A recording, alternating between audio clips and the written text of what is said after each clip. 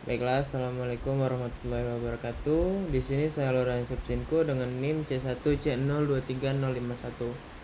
Jadi di sini saya akan menjelaskan tentang pelunasan pajak dalam tahun berjalan dan macam-macam pemungutan pajak penghasilan. Langsung saja tanpa berlama-lama lagi kita masuk ke materi yang pertama, yaitu pelunasan pajak dalam tahun berjalan.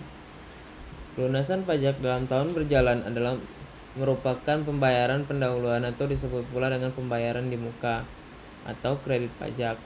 Karena sifatnya yang merupakan pemungutan angsuran, itulah maka dapat dikreditkan sewaktu menghitung besaran pajak terutang setiap akhir tahun. Hasil dari perhitungan, bila terdapat kurang bayar untuk orang pribadi harus dilunasi paling lambat 31 Maret tahun takwin berikutnya, dan SPT PPh harus disampaikan kepada kantor pelayanan pajak selambat-lambatnya 31 Maret pada tahun takwin berikutnya. Hasil perhitungan bila terdapat kurang bayar untuk badan harus dilunasi paling lambat 30 April tahun takwin berikutnya, dan SPT PPh harus disampaikan kepada kantor pelayanan pajak selambat-lambatnya 30 April tahun takwin berikutnya.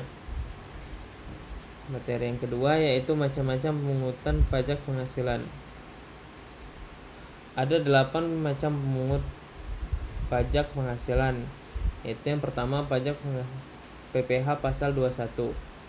PPh pasal 21 ini merupakan pemotongan pajak penghasilan atas gaji, upah, honorarium, dan imbalan lainnya berkenaan dengan hubungan kerja.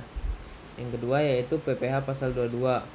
Kewajiban membayar pajak oleh importir sewaktu melakukan importir barang menggunakan angka pengenaan impor atau API, yaitu tarif 2,5% dikali nilai impor, dan jika tanpa API yaitu tarif 7,5% dikali nilai impor. Yang selanjutnya yaitu ada PPh pasal 23.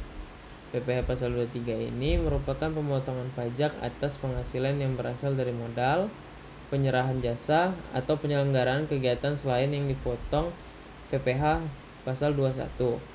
Tarifnya yaitu 15% dikali penghasilan bruto untuk bunga, dividen, royalti, dan hadiah, dan tarif 15% dikali penghasilan itu untuk sewa dan penghasilan atas penggunaan harta, imbalan sehubung dengan jasa yang diberikan tersebut.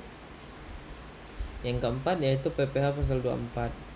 Pembayaran pajak atas penghasilan di luar negeri atas penghasilan yang diterima atau diperoleh atas usaha di luar negeri, yang dapat dikreditkan atau dikurangi terhadap pajak terutang di dalam negeri untuk menghindari pajak berganda. Yang kelima yaitu ada PPh pasal 25. PPh pasal 25 ini mengatur tentang pembayaran bulanan yang harus dilakukan sendiri oleh wajib pajak dalam tahun berjalan. Yang keenam yaitu PPh pasal 26. PPh pasal 26 ini yaitu pajak penghasilan untuk wajib pajak luar negeri atas penghasilan berupa dividen, bunga, royalti, bunga simpanan, dan lain-lain yang diterimanya.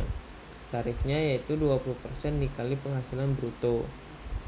Yang ketujuh yaitu pemotongan pajak atas penghasilan kantor pusat dari usaha atau kegiatan, penjualan barang atau pemberian jasa di Indonesia yang sejenis dengan yang dijalankan atau dilakukan oleh bentuk usaha tetap di Indonesia.